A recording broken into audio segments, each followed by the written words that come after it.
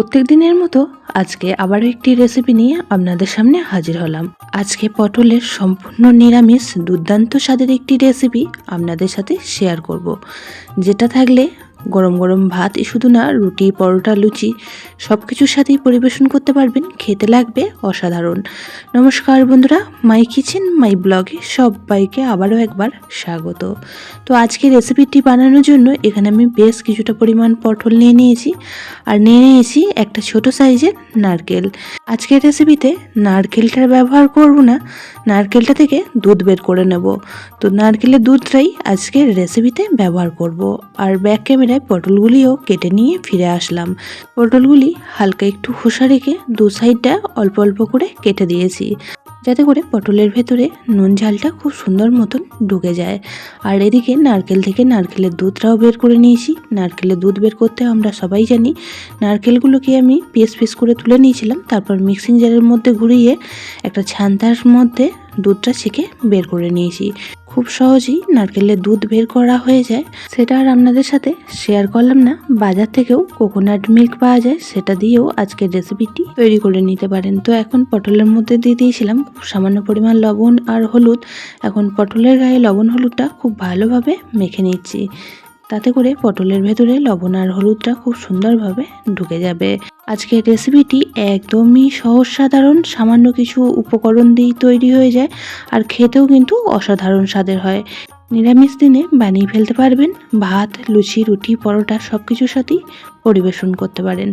তো দেখুন, পটলগুলি লবণ হলুদ মেখে একটা সাইডে রেখে দিয়েছি, আর নারকেলের দুধটাও সাইডে রেখে দেবো। এখন রেসিপিটি তৈরি করার জন্য গ্যাসের মধ্যে একটা কড়া বসিয়ে এখানে দিয়ে দিলাম পরিমাণ মতন সাদা তেল। আজকের সম্পূর্ণ রেসিপিটি আমি সাদা তেলেই তৈরি করে নিচ্ছি, আপনারা চাইলে সর্ষের তেলও বানিয়ে নিতে পারেন। তো তেল খুব ভালোভাবে গরম হয়ে গেলে এখন লবণ হলুদ মেখে রাখা পটলগুলি দিয়ে দিচ্ছি। পটলগুলিকে লাল লাল করে ভেজে নিতে হবে। তো হাতে বেশ কিছুক্ষণ সময় রেখে গ্যাসের ফ্লেম লো টু মিডিয়ামে রেখে পটলগুলিকে ভেজে নেব। পটল দিয়ে আমরা অনেকে অনেক রকমভাবেই রেসিপি বানিয়ে খেয়েছি, তবে আজকের রেসিপিটি একবার অবশ্যই করে বানিয়ে নিতে পারেন। আশা করছি সকলের খুবই ভালো লাগবে। তো দেখুন, পটলগুলি লাল লাল করে ভাজা হয়ে গিয়েছে। এখন একটা পাত্রে তুলে রাখবো, আর কড়ার মধ্যে যে অবশিষ্ট তেলটা রয়েছে তার মধ্যেই বাকি রান্নাটুকুনি কমপ্লিট করে নেব। তো প্রথমেই ফোড়নে ব্যবহার করেছি বেশ কিছু গোটা গরম মশলা। তো গরম মশলার মধ্যে এখানে রয়েছে এলাচ, দারচিনি, লবঙ্গ, আর তার সাথে দিয়ে দিয়েছি এক টুকরো জয়িত্রী, যেটা আজকের রেসিপিতে দারুণই একটা ফ্লেভার এনে দেবে। তো অবশ্যই করে জয়িত্রী একটু ফোড়নে ব্যবহার করবেন। তো ফোড়নটিকে কয়েক সেকেন্ড ভেজে নিয়েছি। ফোড়ন থেকে মিষ্টি গন্ধ আসলে এখানে একটা মশলার পেস্ট ব্যবহার করেছি। তো এখানে মশলাটা বানিয়ে নিয়েছিলাম একটা বড় সাইজ টমেটো, 1 ইঞ্চি আদা, আর 2টো কাঁচা লঙ্কা দিয়ে। তো খুব ভালো করে মশলাটা একটু নাড়াচাড়া করে মিশিয়ে নিয়ে এখানে দিয়ে দিচ্ছি বেশ কিছু গুঁড়ো মশলা। তো গুঁড়ো মশলার মধ্যে এখানে ব্যবহার করছি 1 চামচ হলুদ গুঁড়ো, 1/2 চামচ জিরে গুঁড়ো, সাথে দিয়ে দিচ্ছি ঝালের জন্য খুব সামান্য পরিমাণে একটু ঝাল লঙ্কার গুঁড়ো, আর কালারের জন্য ব্যবহার করলাম 1/2 চামচ কাশ্মীরি রেড চিলি পাউডার।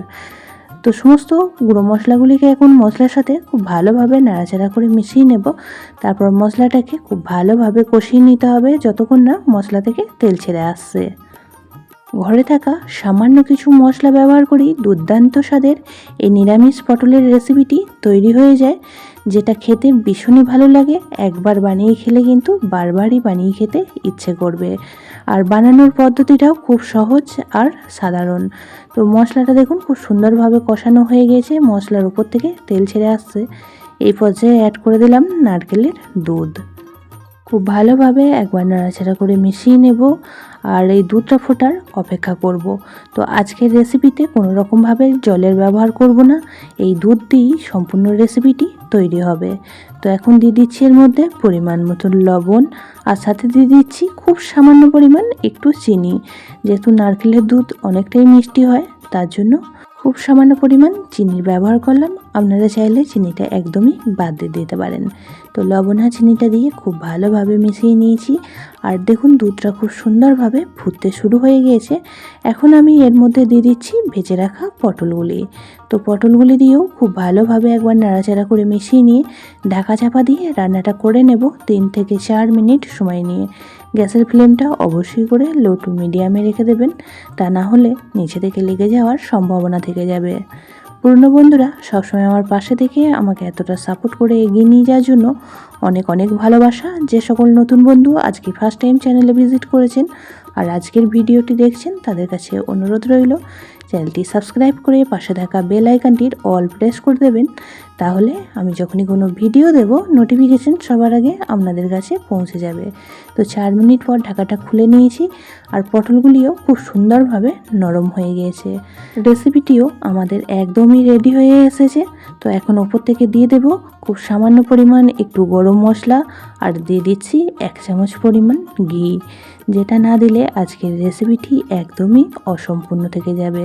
ঘি গরম মশলাটা দিয়ে খুব ভালোভাবে একবার মিশিয়ে নেব, তাতে করে ঘি আর গরম মশলার ফ্লেভারটা পটলের মধ্যে খুব সুন্দরভাবে ঢুকে যাবে। তো রেসিপিটি একটু গ্রেভি গ্রেভি লাগছে, একটু ঠান্ডা হয়ে গেলে কিন্তু আর একটু ঘন হয়ে যাবে।